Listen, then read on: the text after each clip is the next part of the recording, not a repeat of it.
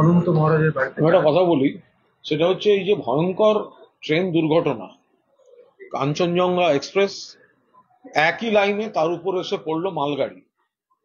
আমরা দেখতে পাচ্ছি যে অত্যন্ত দুর্ভাগ্যজনক ভাবে যথাযথ তদন্ত হওয়ার আগেই নিজেদের গাফিলতি ঢাকতে মালগাড়ির মৃত চালকের ওপর দোষ চাপানোর চেষ্টা করছে রেল। রেলের তরফ থেকে বারবার এই ইঙ্গিত করে বলা হচ্ছে যে চালকের ভুল, চালকের ভুল, চালকের ভুল। যে ব্যক্তি বেঁচে নেই, যে ব্যক্তি নিজের দুর্ঘটনার শিকার, তার কাঁধে বন্দুক রাখা হচ্ছে। গোটা সিস্টেম ব্যবস্থাটা কোলাপস করছে। এর আগের ভয়ঙ্কর দুর্ঘটনাগুলোর সঙ্গেও কিন্তু এই সিস্টেম কোলাপস করা সম্পর্কযুক্ত। সিপিএম জমানায় যেরকম চিরকুটে চাকরি দেখতাম, তা এখন এরকম ওই চিরকুট হাত মেমোর কথা শোনা যাচ্ছে রেলের মুখ থেকে। অটো সিগন্যাল সিস্টেম খারাপ হয়ে আছে। সিপিএম জমানার ওই চিরকুটে চাকরির মতো চিরকুট দিয়ে রেল চলছে, যাতে ভবিষ্যতে তদন্ত হলে অর্ধেক জিনিস জানা যাবে না, অথবা ইচ্ছা মতো বিকৃত করে দেওয়া যাবে। রেল দফতর যেভাবে এই দুর্ঘটনার পেছনে গোটা রেলের সিস্টেমটা কোলাপস করছে, যাত্রী নিরাপত্তা বিঘ্নিত, ভাড়া বাড়ছে, পরিষেবা নেই, ভাড়া বাড়ছে, বিলাসবহুল নতুন ট্রেন নিয়ে মাতামাতি হচ্ছে, কিন্তু সাধারণ মেইনটেনেন্স নেই, টেকনোলজি নেই, অ্যান্টি কলিশন ডিভাইস গুলো নেই। এক লাইনে সিগন্যালিং এর অভাবে চলে যাচ্ছে আর একটা ট্রেন, এবং তারপরে একটি ট্রেনের মৃত চালককে ভিলেন করে ধামা চাপা দেওয়ার চেষ্টা করছে। আমরা এর তীব্র বিরোধিতা করছি। রেল ব্যবস্থাটা উঠে যাচ্ছে, রেল ব্যবস্থাটা কোলাপস করছে, যাত্রী সুরক্ষা বলে কিছু নেই, টেকনিক্যাল বিষয়গুলো ভেঙে পড়ছে। সেই জায়গায় দাঁড়িয়ে পরের পর এক দুর্ঘটনায় দায় রেলমন্ত্রীর, দায় সরকারের, কেন্দ্রের, দায় প্রধানমন্ত্রীর। গত 10 বছরের রেকর্ড দেখুন। কিন্তু যেভাবে এর জন্য মালগাড়ির চালককে দোষারোপ করে প্রথমেই নিজেদের গাফিলতি ঢাকার জন্য এক নিহত ব্যক্তির ঘাড়ে চাপিয়ে দেওয়া হচ্ছে দায়, সেটা আমরা তীব্র প্রতিবাদ করছি। বেশ, প্রথমে একটু লম্বা বক্তব্য শুনিয়ে নিলাম কুণাল ঘোষের। তিনি এমন বক্তব্য রাখছেন যেন ওই মালগাড়িটা চালাচ্ছিলেন ভারতবর্ষের প্রধানমন্ত্রী নরেন্দ্র মোদী অথবা রেলমন্ত্রী অশ্বিনী বৈষ্ণব। দেখুন, এটা ঠিক যে যে কোনো দুর্ঘটনা অত্যন্ত দুর্ভাগ্যজনক, তার চেয়েও দুর্ভাগ্যজনক সেই দুর্ঘটনাটাকে নিয়ে রাজনীতি করাটা। আর হ্যাঁ, এটাও ঠিক যে তদন্তের আগেই নির্দিষ্ট করে কাউকে দোষী বলাটা ঠিক নয়। কিন্তু এ ব্যাপারে সবচেয়ে বেশি এগিয়ে গোটা দেশের মধ্যে যদি কেউ থাকে তাহলে তৃণমূল কংগ্রেসের নেত্রী। এ রাজ্যে যখনই কোনো ঘটনা ঘটে, বিশেষ করে সকালে আমি বলছিলাম বাজি কারখানায় বিস্ফোরণের ঘটনা, সেখানে যদি বোমা বিস্ফোরণও হয় সেটাকে টুক করে বলে দেওয়া হয় তো বাজি কারখানায় বিস্ফোরণ হয়েছে। বকটুই কাণ্ডে আমরা বলতে শুনেছিলাম তৃণমূল কংগ্রেসের দোর্দণ্ড প্রতাপ জেলা সভাপতিকে যে ওখানে টেলিভিশন ব্লাস্ট করেছে, শুনেছিলাম। খাগড়াগড়ের ঘটনায় আমরা তদন্ত হওয়ার আগেই শুনেছিলাম সিলিন্ডার ব্লাস্ট করেছে, শুনেছিলাম। এরকম শুনে থাকি। সুতরাং তদন্ত শুরু হওয়ার আগেই যদি কেউ নিদান দিয়ে দেন, বিধান দিয়ে দেন, তাহলে সেখানে রাজ্যের সরকার, রাজ্যের মুখ্যমন্ত্রী সবার আগে থাকবেন। ছেড়ে দিন, ওটা নিয়ে বলতে শুরু করিনি। বিষয়টা হচ্ছে সিপিএম এর আমলে, বাম আমলে চিরকুটে চাকরি হতো, আর এখন চিরকুটে রেল চলছে, অর্থাৎ হাত মেমো দিয়ে সিগন্যালিং দেওয়া হচ্ছে, এরকম বলে অভিযোগ করতে চাইলেন এবং তিনি বললেন কোলাপস করছে রেল ব্যবস্থা, রেলটা উঠে যাচ্ছে। আচ্ছা, একটা স্টেশনে যদি অটোমেটিক সিগন্যালিং সিস্টেম খারাপ থাকে, মানে সেখানে ঠিক করার কাজ চলে, মেনটেনেন্স চলে, তাহলে সেখানে ট্রেনটা কিভাবে চলবে?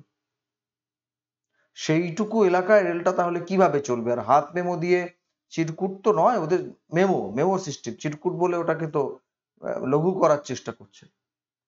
হাত মেমো দিয়ে সিগন্যালিং এর যে সিস্টেম সেটা আছে, নেই যে তা নয়। কুণাল ঘোষ নাই জানতে পারেন, উনি অনেক কিছুই জানেন না, জানার ভান করে, নাই থাকতে পারে। কিন্তু কথা হচ্ছে যে সেটা হাত হাত মেমো দিয়ে যদি সিগন্যালিং চালানো হয় কোনো নির্দিষ্ট এলাকাতে, তাহলে ড্রাইভারদের যে নিয়ম মানতে হয়, যে সিস্টেম মেনে চলতে হয়, প্রথমের গাড়ির ড্রাইভার, তারপরের গাড়ির ড্রাইভার, সেই নিয়ম মানার ক্ষেত্রে কোনো গাফিলতি হয়েছে কিনা সেটা তদন্ত হলে বোঝা যাবে। কিন্তু তার মানে এই নয় যে চিরকুটে ওই হাত মেমো দিয়ে ট্রেন চালানোর সিস্টেম একেবারেই নেই দেশে, এরকম ব্যাপার নয়। আর যে যখন একটা নির্দিষ্ট এলাকাতে মেইনটেনেন্সের কাজ চলে, তখন সেখানে এই ধরনের সিস্টেম কিন্তু আছে, একেবারে নেই তা নয়। আর উনি যে অভিযোগ করছেন যে অটোমেটিক সিগন্যালিং সিস্টেম বন্ধ হয়ে পড়েছিল, বিষয়টা তা নয়। ওই নির্দিষ্ট এলাকায় একটা স্টেশনে, রাঙাপানি স্টেশনে, তার আশেপাশে ওখানে সিগন্যালিং অকেজ ছিল এবং সেখানে কাজ চলছিল, সেটা মেইনটেনেন্সের কাজ চলছিল, ঠিক করা হচ্ছিল।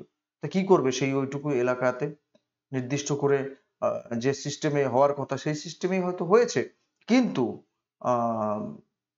হিউম্যান এরর হতেই পারে, এটা তদন্তের আগে আমরা বলতে পারবো না। হ্যাঁ, আমরা যেমন এটা বলতে পারবো না যে চালক দোষী নন, তেমনি তিনি যে দোষী এই দুটোর কোনো কথাটাই আমরা বলতে পারবো না। এটা এক নম্বর কথা। আর চিরকুটে চাকরি, সেই বাম আমলে চাকরির সঙ্গে এই রেলের এই দুর্ঘটনাটার তুলনা করে দিলেন কুণাল ঘোষ। উনি পারেন, ওনার দ্বারাই সম্ভব। আর দায় নেওয়ার ব্যাপারে সকালে আমি বলেছি যে দায় নিয়ে পদত্যাগ করার দাবি অনেকে তোলেন। তাহলে প্রধানমন্ত্রীকে যদি দায় নিয়ে পদত্যাগ করতে হয়, রেলমন্ত্রীকে যারা রেল মন্ত্রী বলে খোঁচা মারছেন, অশ্বিনী বৈষ্ণব শিক্ষায় দীক্ষায় পারদর্শিতায় এমন একজন রেলমন্ত্রী, নিঃসন্দেহে তার যা কোয়ালিফিকেশন বলি বা তার যা প্রাজ্ঞতা বলি, সবটাকেই ঈর্ষা করার মতো। আর কথায় কথায় অ্যান্টি কলিশন ডিভাইস নেই, আমি বললাম না সকালে যে একটা গলায় মাদুলি ঝুলাবার মতো বিষয় তো নয় যে একটা মাদুলি ঝুলিয়ে নিলাম সেটা কবজের কাজ করলো, ওরকম নয়। এনারা বলতে পারেন, এনাদের কথা অত গুরুত্ব দেওয়ার বিষয় নেই। কিন্তু এটা ঠিক যে তদন্তের আগে কিছু বলা ঠিক নয়। একটা নিশ্চিতভাবে ভুল হয়েছে, সেটা আমরা দেখতেই পাচ্ছি। গুডস ট্রেনের যিনি সহকারী চালক ছিলেন তারও মৃত্যু হয়েছে বলে বলেছিলেন গতকাল রেল বোর্ডের চেয়ারপারসন, কিন্তু তার মৃত্যু হয়নি, তিনি চিকিৎসাধীন রয়েছেন অন্য একটা বেসরকারি হাসপাতালে।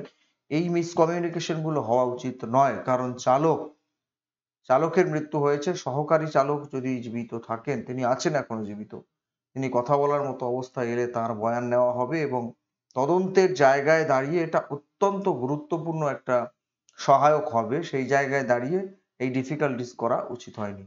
এই এই এই ধরনের একটা মিসকমিউনিকেশন, খোঁজ খবর না নিয়ে এরকম বলে দেওয়া যে সহকারী চালকও মারা গেছেন, এটা বলে দেওয়াটা অন্যায় হয়েছে। তবে চিরকুটে চাকরি বলে যে বিষয়টা বলতে চাইছেন সেটাকে কোনো মতেই মানা যাবে না, কারণ ওটা ওটা সিস্টেমের মধ্যেই আছে, ওটা সিস্টেমের মধ্যেই আছে। মাননীয় মুখ্যমন্ত্রী যখন রেলমন্ত্রী ছিলেন তখনও এই সিস্টেমেও চলেছে, কোথাও কোথাও খুঁজলেই পাওয়া যাবে, সেটাও চলেছে। উনি এখন সবকিছুই আমি করে দিয়ে এসছি, আমি করে দিয়ে এসছি। এখন অ্যান্টি কলিশন ডিভাইস তিনি যখন রেলমন্ত্রী ছিলেন তিনি কটা ট্রেনে লাগিয়ে দিয়ে আসতে পেরেছিলেন, আর কটা রেল লাইনে ট্র্যাকে এই সিস্টেম ইনস্টল করতে পেরেছিলেন? পারেননি। কিন্তু সেটা নিয়েই বারবার বারবার তোপ দাগার চেষ্টা করা হয়। হ্যাঁ, নিশ্চয়ই সেফটি ক্যাটেগরিতে যে ভ্যাকেন্সি গুলো আছে সেগুলো দ্রুত পূরণ করা প্রয়োজন, নাহলে ওভার ডিউটিস করতে গেলে হিউম্যান এররটা বেড়ে যায়, অনেক অসুবিধা হয়, সে নিয়ে আমরা একমত। কিন্তু ওই যে বললাম, দুর্ঘটনা নিঃসন্দেহে দুর্ভাগ্যজনক, রেল দুর্ঘটনা নিঃসন্দেহে হওয়া উচিত নয়, কিন্তু সেটাকে নিয়ে রাজনীতি যারা করছেন, রাজনীতিটাও হওয়া উচিত নয়। বিশেষ করে কুণাল ঘোষের এই বক্তব্য যেটা আপনাদের শোনালাম, এটা রাজনীতি ছাড়া আপনারা কি বলবেন? আমি তো কিছু বলতে পারছি না, আমি কিচ্ছু বলতে পারছি না। উনি কি করে জানলেন যে চালকের দোষ নয়? যে মানুষটা মৃত, যে মানুষটা নিজেই এই দুর্ঘটনার শিকার, হ্যাঁ নিশ্চয়ই তিনি, তার প্রাণ গেছে, তিনি দুর্ঘটনার শিকার তো বটেই, তিনি যেমন দোষী সেটাও বলা যাবে না, আবার দোষী নন সেটাও বলা যাবে না। আর যাবতীয় দায় রেলমন্ত্রীর কাঁধে চাপিয়ে দিয়ে পদত্যাগ করতে বলছেন, প্রধানমন্ত্রীর গায়ে চাপিয়ে দিয়ে পদত্যাগ করতে বলছেন। মমতা বন্দ্যোপাধ্যায় কবার পদত্যাগ করেছিলেন? কবার পদত্যাগ করেছিলেন? ওই কারণে তো পদত্যাগ করেননি উনি। উনি তো অন্য কারণে রেল দপ্তর ছেড়ে চলে এসেছিলেন, অন্যান্য দপ্তর ছেড়ে চলে এসেছিলেন। দুর্ঘটনার দায় নিয়ে পদত্যাগ করেছেন, এরকম নজির দেখাতে পারবেন নাকি? পারবেন না। প্রিয় দর্শক, কি বলবেন আপনারা? কুণাল ঘোষের এই বক্তব্যকে আমি রাজনীতিই বলছি। আপনারা যা বলার কমেন্ট বক্সে কমেন্ট করে বলবেন। নজর রাখবেন আমাদের প্রত্যেকটা প্রতিবেদনে। দেখা হবে পরের প্রতিবেদন নিয়ে খুব তাড়াতাড়ি। ধন্যবাদ।